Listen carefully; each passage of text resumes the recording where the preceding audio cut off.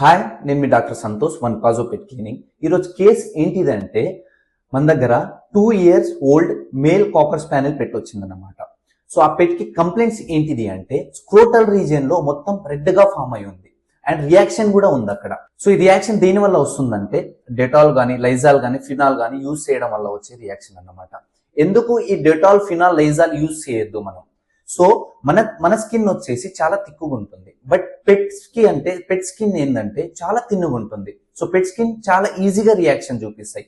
ఈ కెమికల్స్ లో చాలా కెమికల్ కాన్సన్ట్రేషన్ అనేది చాలా ఎక్కువ ఉంటుంది.